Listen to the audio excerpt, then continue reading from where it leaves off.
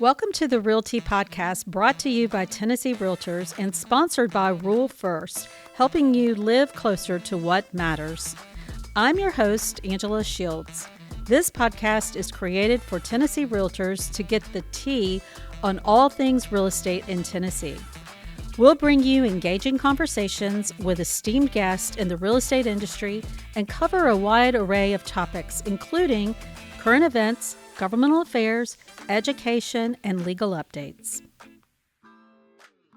We are so excited today to have Matt Consalvo join us. He is the CEO at Arizona Regional MLS and a great friend that goes way back. I welcome you, Matt. Thank you for joining us.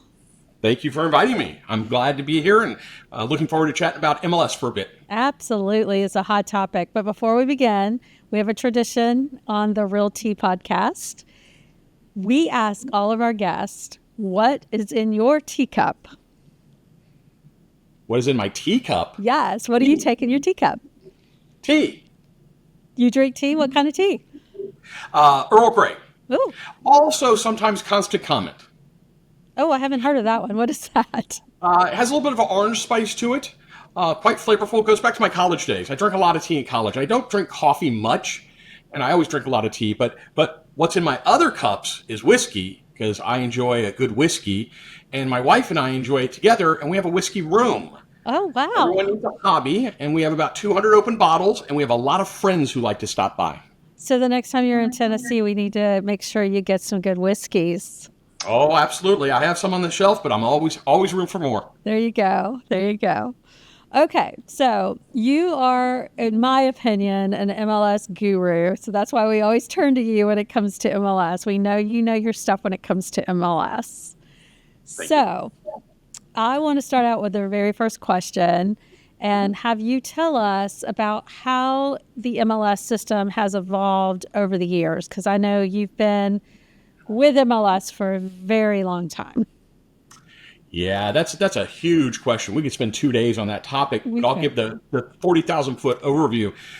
MLS has started as really card systems, and it was a broker cooperative exchange with these cards. And then they evolved to single-page printouts, and then evolved into books. And that's where the MLS really took off. It was this concept of books. And we ended up with 900 MLSs across the country because a lot of times it was dictated how far the truck could drive Thursday morning from the printing press to the office where those office meetings were being held. And they print those books every 2 weeks and then supplement the following week. And so MLS got stuck in a rut of 900 MLSs because of this concept of books. But we left books. We went to modem banks, and now we're fully online services with broker load happening on the keyboard. And MLSs need to continue to evolve how they think. It's no longer about how far the truck can drive from the printing press to the office, because information moves from Arizona to Nashville just as quickly as it does from Arizona to Tempe to Scottsdale. And we've got to keep in mind that MLSs need to continue that evolution. So we've come a long way, but we have a lot further to go, and we will get there. We continue to create efficiencies for our brokers and our subscribers, and it's that concept of efficiencies for our brokers and subscribers that I encourage all MLSs to take to heart. Right. It's been a long time since we've had those books, hasn't it? Books, what's funny is books really went away in the late 90s. But there are some that stuck around in the 20-teens. Yeah. And it was only in the pandemic was the first year I did not get at least one request to bring back the book.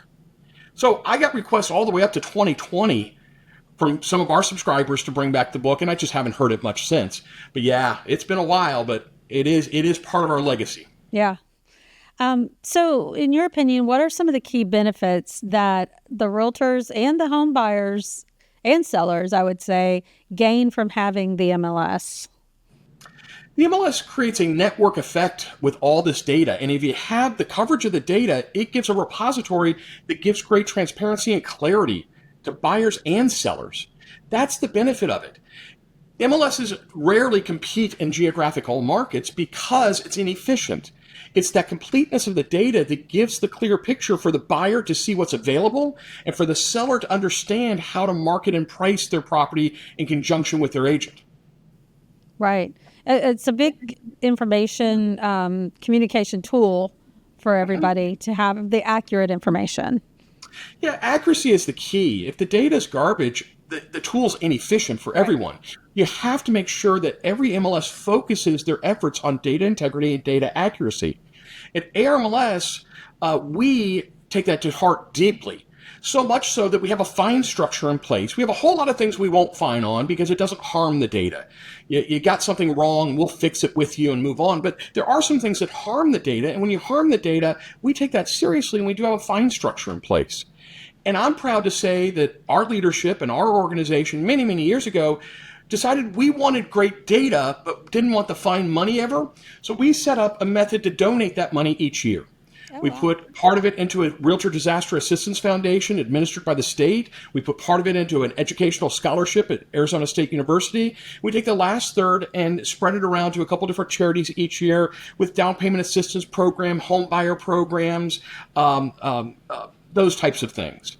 Everything has to be related to real estate. So we do take data integrity incredibly. We are very, very sensitive to it, and we're very staunch on our dedication to it. We're resolute. But from that data integrity stance, we just want great data, not money. Right. And what a great way to contribute back to your community and all the things you listed. So congratulations on that. But let's talk about the transparency of the data and what that means for the buyers and the sellers. Uh-huh. Yeah, the transparency comes in the ability to see what's around the corner and in the neighborhood. And many MLSs have changed from marketing platforms to property-centric platforms. And if your MLS hasn't changed to a property-centric platform and you're Realtor affiliated, you have RPR, which is a property-centric platform. And it allows you to see everything then, a very clear picture of the entire subdivision, not just what's being actively marketed at that moment. And it's that clarity, it's that transparency that allows agents to guide their buyers and sellers through the transaction, knowing what should be offered or what should be the asking price of a home, knowing what other homes around are transacting or what other homes have transacted. So it's a whole compilation of a lot of layers and layers of data that helps inform the consumer. The MLS is not a consumer-driven tool. The MLS is an agent-driven tool. Mm-hmm. But we have to keep in mind that that agent needs to interact with the consumer with that data, and we have to continue to improve how we present the data so the consumer can clearly understand it.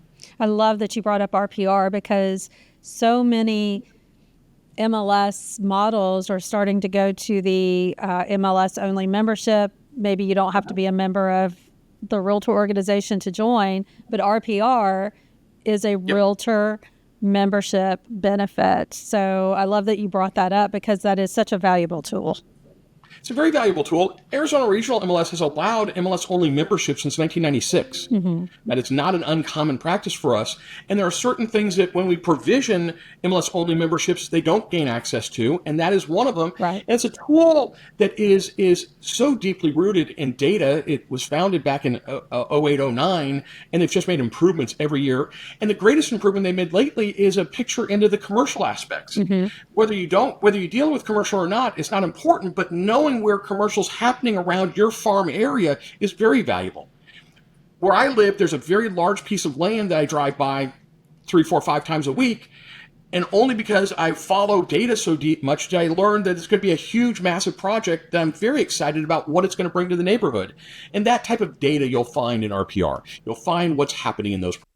Which is a great service to be able to talk to your customers about, to let them know what's happening when they see that property and they're wanting to know what that is. Yep. So great example. Thank you for that.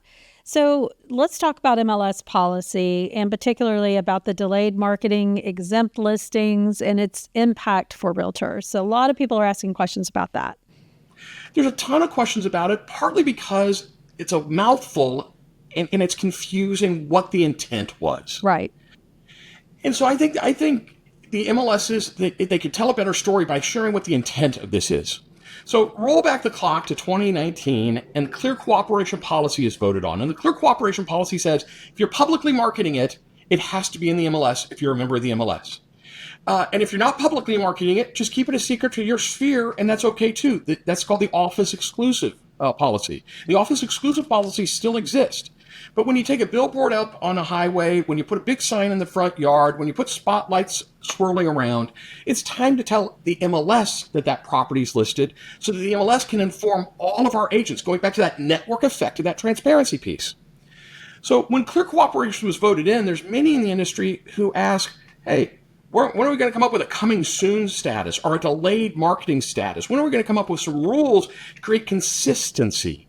There's 9 MLSs in Arizona. All 9 of us implemented clear cooperation successfully and on time, but we all did a little tweaking with our coming soon status or our delayed marketing status. And this is NAR's attempt to bring some form of unification around those disparate and different rule sets. They did not create a mandate that it must be X, Y, and Z on X days and Y days with this many showings or no showings. What they did was they brought the concept forward of brokers and agents need this. We need to have a relief for this. And this is the concepts that MLSs should talk about locally and set local rules for their local marketplace. I compliment NAR that they're really gravitating to the belief that there are many things that are local. Give the framework and the opportunity of where the decision needs to be made, but let the local MLSs make those decisions based on that local marketplace. So the delayed marketing status, ARMLS in 2020 saw a need for this. So we set a whole bunch of rules around what you could do with a 30-day window of pre-marketing. Mm-hmm. So when this policy came out from NAR, we didn't have to change anything because we'd seen what was going to happen. There is one thing we missed. Our crystal ball wasn't perfect. It had a little shadow in it. We didn't see a statement to sellers notifying the intent of the MLS and the benefits of the MLS. That's a clause that was in the delayed marketing policy for NAR. And since we don't draft forms, we left that to the state association to help us with. And the state association drafted a little clause in the ER and the EA, and then a single form, a larger page form that goes into more detail that the homeowner is expected to sign off on. And it's going to be an easy transition for us. It's September 30th is the deadline, but for us, it'll be an easy transition. For those MLSs that understand what was efficient for brokers and agents years ago, probably had a lot of this work done already. Right. And for MLSs that didn't have any of the work done, they have some lifting to do, but fortunately it's not a huge lift because the local marketplace gets to decide the timing and even to the point of zero. When we talk about local marketplace deciding on the timing, there are some large MLSs that said, nah, this doesn't work for our marketplace. So sure, we'll implement the policy, and it's 0 days that you can have a home in that status, and that's a choice that's fine. It's driven by the brokers and the agents. Rule First not only lends rule, but lives rule too. And as a cooperative, they can offer products and services other lenders aren't able to. From construction to land loans to financing homes in the country, they'll walk you through the process to make your rural dreams a reality. And because community matters, they're committed to investing in the communities they're a part of. Learn how you can get closer to what matters at rulefirst.com. Rule First is a registered trademark of Farm Credit Mid-America, NMLS 407249. Equal housing lender, loans subject to approval and eligibility. So when you talk about data and policies, let's talk about data standardization, because that's another thing we hear a lot about. And I know that's been around for some time, but the impact on the cooperation amongst other MLSs across the country and how that comes into play from MLS to MLS. Can you explain that a little bit? There's an organization called RESO, Real Estate Standards Organization. And RESO, in the last 15 years, has really matured well. They've been around longer, but they've really matured well in the last 15 years. And they produce a document called the Data Dictionary. And we moved to the Data Dictionary 2.0 a couple years back. And it's that concept of standardization that they're focusing on. And most MLSs have not become Data Dictionary 2.0 native. Most of us map our data fields to that. But even the mapping of the data fields to that creates more consistency. So when you have a broker that's across multiple MLSs, when you have a vendor that's across multiple MLSs in multiple states, that consistency is helping them improve their process and improve their data intake. The really great MLSs, and I am not one of those yet, but the really great MLSs look to the native fields, which really creates tremendous opportunity. When you have two native MLSs utilizing the same terms and the same enumerations, that is a powerful force that they can come together and do things together. We do a lot of mapping still, but we're getting better.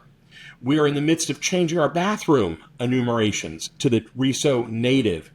And that's a significant change for agents and brokers who've been doing it a certain way for 20, 30 years. And now we're changing it a little bit. Fortunately, it's an easy change for them to understand. But we do have to think about all that past data.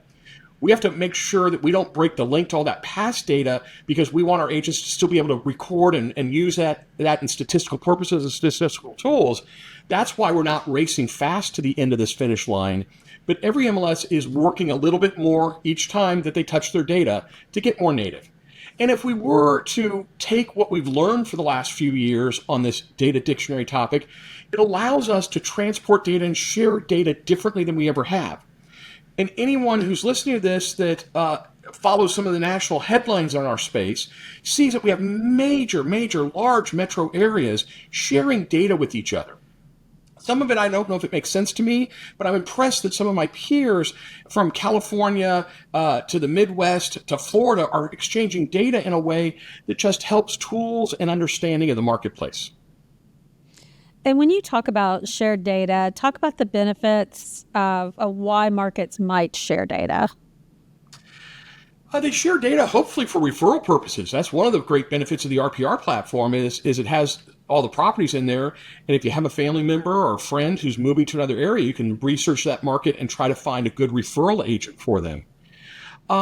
It also allows, certainly if you're in a geographic region where you abut each other, where you're close to each other, it allows you to see a cleaner, better picture of that territory, that state, that region. When you have these large data shares that cross multiple states on the way to the destination, it's for the impact of understanding that market. An example is Wisconsin and Arizona actually share some customers sometimes. Illinois and Arizona share some customers sometimes. Many of our folks here have homes there for the winter and the summer. And so having the ability to understand that market a little bit better, I think is good for an agent that works with that type of clientele. I said earlier, I don't know if I fully understand it. I'm not sure that we've really grasped the concept that I'm looking for a 4-bedroom and 3-bath. Show me the house I love and I'll move to wherever it is. I'm not so sure that's a benefit with these major data shares that have been announced recently. But I'm really a fan where you have a connected marketplace like in Illinois, Wisconsin, Arizona, where you have a connected marketplace like Phoenix, Tucson, Flagstaff, Prescott, our geography. I like the concept of those folks sharing data, and it doesn't happen often enough, in my opinion. So what do you expect to see from the MLS system in the next 5 years, in the next 10 years? If you had to have that crystal ball, what would you look in and see? I would say the volume of change we've seen in the last 20 years to the MLS. So I'm going from late dial-up to the system we have today, that volume of change we will replicate in the next 2 to 3 years. And we are going to innovate in ways we never have. AI is going to come along and both support the customer experience differently, but it's also going to support the input of data differently. An example of that is there are AIs out there right now that you load your photo deck in and it identifies everything in your photos and starts populating where that data could go, starts tagging the photos with what it is, fireplace, refrigerator, stove, and it starts tagging those with what's called metadata. And there'll be a tool that comes out, I don't think I've seen it yet, but I can dream it. There'll be a tool that comes out, takes all that metadata and starts populating into the listing for you automatically. Especially when you can take an older listing and have that as your footprint for the next listing, and you load new photos in and it can start changing what was in there because you've done this to the home, you've done that to the home, you put a pool in the back, that type of stuff. And so I think we're going to see a tremendous volume of change that's coming forward. That will create opportunities for agents that are willing to engage with technology to be far more efficient. We have a whole group of agents that are digital immigrants like myself, and we have a group of agents that are digital natives. The digital natives and the digital immigrants that are willing to embrace technology will be able to run faster and just do things better. I don't believe any agent will be. I'm having a hard time on that sentence. I'm going to try that one again. I don't believe any agent will be replaced by an AI tool. but I believe agents that embrace AI tools will be the ones that rise to the top. Yeah, I don't think you'll ever, I don't think you're ever going to take the personal touch away. You need those community relationships. You need that cup of coffee and that discussion, because this is an emotional process, an emotional purchase. But when you can embrace the ability to load your data in faster, to search your data better, it's another aspect I didn't talk about. Search in the MLS will change. It'll change because of all this metadata and these photo tags, that when your client starts liking homes that have a certain flavor and a feel, the technology will start surfacing more and more homes that look more like that. The client likes a certain look in the kitchen. For myself, I'm all about the garage space. I'm a car guy, and so I'm always about the car space. And it'll learn very quickly, don't show Matt homes with 2-car garages. If it doesn't have at least 3 or 4, he's not going to be interested. And if it has a lift in the garage, he's going to get really excited. So surface that one to the top. It's that type of change that we'll see. The data is still the data. We still have 400 data fields that we will need to look at. There'll still be search on those data fields. We'll just get better at how those search results come out. So AI you see is becoming more the tool that helps make the agents or the buyer a little bit more proficient in finding what they're looking for. Yes, I agree with that statement completely. It will equip better results. Yeah. And that's just the tip of the iceberg. There's so many more things that will happen with the MLS space. I do believe we'll see more and more evolution and consolidation of the MLSs. I think that we'll have a few fewer. We went from 900 and something down to 500 and something right now, but I think we'll dip our toe into the 400s in the next few years. And we're not losing anyone. It's just MLSs are coming together for the efficiency of the brokers, the agents are coming together, because being an MLS is harder than it's ever been in my 20 plus years in this space. And there are some really great marketplaces that just don't have the energy for all the lift, and also some of the legal stuff that's around us. That really takes time away from you.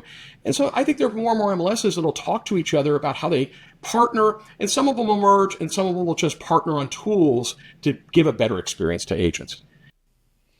So I know you're involved with CMLS. Do you want to talk about what CMLS is before I go on with my question? The Council of Multiple Listing Services, they are the trade organization of MLSs. Of the 500 some odd MLSs out there, 200 and change belong to CMLS. They have a conference each year. The conference focuses 100% on MLS topics and what's the evolution of the MLS. And I am fortunate and privileged to serve on their board of directors. I'm there for another year or so, and that'll be my last stint. I will have termed out, and somebody else will come along and take that seat and contribute wildly to the success of the MLS of the future. But they are a great trade organization representing MLSs. Right. And years ago, when I ran MLSs, I've gone to many of their conferences. So I know they've kept up with many topics and things that really do impact MLS. But one of the things I always enjoyed was watching their predictions on what was going to impact MLS, all of the tools and techniques, all of those types of things coming. So I can remember way back when, this is going to age me, way back when it was all about virtual reality and the virtual tours and all of that type of thing. So what's the next shiny object that everybody's anticipating to be the next hot thing that we should watch out for? The virtual tours have become more and more common, and floor plans on the MLS have become more and more common. There's some MLSs mandating that every listing must have a floor plan. I wouldn't be surprised if photos really start taking a back seat to these walkthrough tours of homes. I don't think we'll get that headset immersive experience, but we could. I think in the short term, we'll see more and more adoption of this concept of being able to walk through the home because it's been mapped by something like a Matterport or that similar style technology. And that, I think, is going to take the forefront of how buyers interact with homes more so than just flat photos. Yeah, it's amazing how technology has just evolved over time. It's moving faster than ever, and it will continue to move faster. And that's just the nature of technology. It's Moore's law in action. And in our real estate space, we're not the quickest to adopt newest technology. We're not the quickest to embrace technology as a community. And I think we're going to see that get pushed harder and harder over the next few years. It's just a natural organic evolution. which is why I think some of the agents and some of the MLSs will struggle a little bit because they're going to have a hard time keeping up in that race. At which point in time, it's time to get in the game or partner with somebody else that can help you with that lift. There's phenomenal agents that I know and phenomenal peers of my own that just don't love technology. So find a good friend or partner that does love technology and let them be your co-pilot and let them walk with you on that journey. And you'll still find great success because some of us are great with relationships and let somebody else manage it. But realize technology is in the transaction, and it's going to get more so and more so. Absolutely. So Matt, as we kind of come to the end and we're winding down, what would be your last thoughts and your final words to someone listening to this that has interest in MLS and where it's headed? Certainly you can follow the Council of Multiple Listing Services. Only MLSs can be members, but you can follow what they're doing, and they're a good indicator of where the MLS is going. I don't know an MLS that doesn't love a great volunteer that doesn't come in and help them understand the transactions. We have multiple, what we call listening posts, which are groups that come together quarterly typically that help us understand the transaction. None of us on staff hold a license. And so as a result, if we don't have that good voice, we don't understand what the transaction needs or what the transaction is. So at the end of the day, somebody who wants to get more involved in MLS, NAR holds a couple events, and there's a large MLS committee. Follow that. Follow CMLS definitely. But more importantly, get involved locally. That's where your voice can matter, and that's where your energy and your passion can matter. I love the Realtor Association. I've said for a long time that the MLS of the future is built on a strong Realtor brand. But I'm not a Realtor. I don't understand what running a Realtor Association would ever be. I'm a data guy. And I love talking to agents about what they need from the data so we can figure out how to surface that better for them. But if they aren't talking to us, we're just data folks sitting in the back room trying to get the data right, and we don't know if we're doing it or not. So volunteer, get involved, say something. Well, you have always been a great volunteer, and like I said, I just appreciate everything you do in that MLS space and know that you know so much about it. So thank you for sharing your wisdom, and I know that everybody in Arizona appreciates everything you do. I'm hoping you stay cool out there because I know how hot it is right now. It is hot, but it's our summers and we're used to it. I've been here for a long time. I'll think of you all in December and January because we're walking around in shorts and playing golf. So it's just a trade-off. We're getting a little bit of your heat right now. We're in this heat advisory thing right now, but nothing like what you're going through. So we're used to it. That's the difference. Yeah. I know we're not, but thank you again so much for joining us. We really do appreciate everything you shared, and just want to say thank you. Absolutely. It's a pleasure to be here. I hope that some of the words make sense to those that are listening and watching. And at the end of the day, MLS is here. There are folks who are calling for the end of the MLS. There's folks who are saying we're going to have one MLS at the end of the day. I'm sorry. I've been around 20 years, and from day one, I've heard there's only going to be one MLS, and the MLS is dead. No, the MLS is a valuable tool. It's a tool that agents and brokers and the home buyers and the home sellers need. Let's make it strong. Let's contribute to it. Let's keep great data. Let's just make a great MLS for the future. I agree. And I know you'll keep doing that. Well, don't be surprised if we call you back again.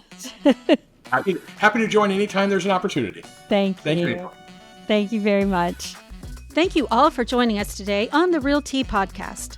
If you enjoyed this episode, please share it with your friends and colleagues. Then visit tnrealtors.com to submit your questions and topics for future episodes of the RealTea podcast. Thanks for listening.